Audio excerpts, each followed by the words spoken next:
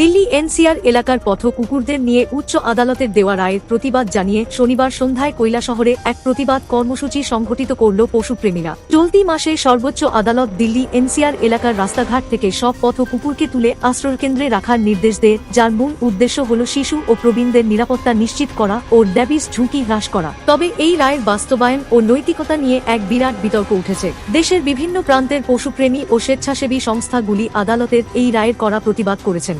তারা বলছেন এটি এনিম্যাল বার্থ কন্ট্রোল আইন ও বিধিমালার সম্পূর্ণ লঙ্ঘন। এনিম্যাল বার্থ কন্ট্রোল নিয়ম অনুযায়ী পথ কুকুরদের ধরে ভ্যাকসিন দিয়ে নির্বীজ করে আবার তাদের পুরনো জায়গায় ফিরিয়ে দিতে হয়, কিন্তু এই রায় অনুযায়ী কুকুরদের স্থায়ীভাবে সরিয়ে ফেলা হচ্ছে।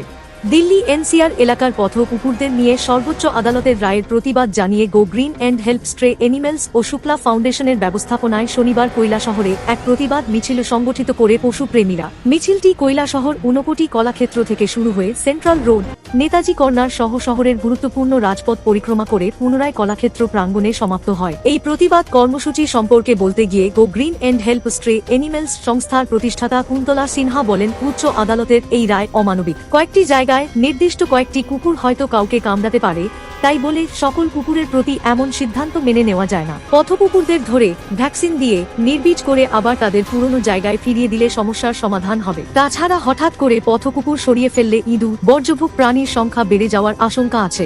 তাছাড়া স্থায়ীভাবে সরিয়ে রাখা মানে কুকুরদের মানসিক ও শারীরিক কষ্ট বাড়বে। আমরা চাই এর একটি উপযুক্ত সমাধান। আজকে আমরা একটা প্রোটেস্ট র্যালি করলাম, যেটা সুপ্রিম কোর্টে যে একটা অর্ডার দিয়েছিল কিছুদিন আগে দিল্লি এনসিআর এর যে রাস্তার কুকুরগুলো আছে ওদেরকে সরানোর, তার বিরুদ্ধে আমরা আমাদের এখানকার অ্যানিমাল লাভার্সরা সবাই মিলে এটা প্রোটেস্ট র্যালি করলাম। আমরা এটা জানাইতে চাই যে আমরা এই সুপ্রিম কোর্টের রায়ের বিরুদ্ধে, যেহেতু রায়টা এখন আপাতত স্টে আছে, আমরা আশা করছি ভবিষ্যতে যাতে সেটা মানুষ আর পশুদের ব্যালেন্সিং একটা রায় আসুক।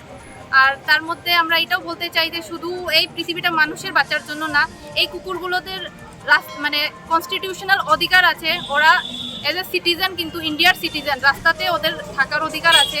মেইন প্রবলেমটা হচ্ছে গভর্নমেন্টের প্রপার ভ্যাকসিনেশন, স্টেরিলাইজেশন এইসবগুলো করছে না, যার কারণে হয়তো সেখানে কিছু প্রবলেম হয়েছে। কিন্তু একটা কুকুর যদি কামড় দেয় তাহলে 100টা কুকুরের উপরে চাপ আসে। কিন্তু এত রেপ কেস দিল্লিতে হচ্ছে বা অন্যান্য জায়গাতে প্রচুর ক্রিমিনাল অ্যাক্টিভিটি মানুষরা করছে। তো একটা মানুষ যদি করে থাকে ক্রিমিনাল অ্যাক্টিভিটি, সুপ্রিম কোর্ট কি পুরো মানুষ জাতিকে কি জেলে ঢুকাবে? সেটা তো হয় না। তাহলে কেন কুকুরের সঙ্গে এরকম হচ্ছে? কুকুররা যদি না থাকে রাস্তায়, স্ট্রিট ডগসরা না থাকে, তো চুরি বাড়বে, বিভিন্ন রকমের রোগ বাড়বে, প্লেগ, ইঁদুররা বাড়বে, সাপ বাড়বে। সেটা বুঝতে হবে। আমরা আশা করি যাতে সুপ্রিম কোর্টের আইনটা লাগু না হোক, একটা ভালো একটা অর্ডার আসুক আগামীতে।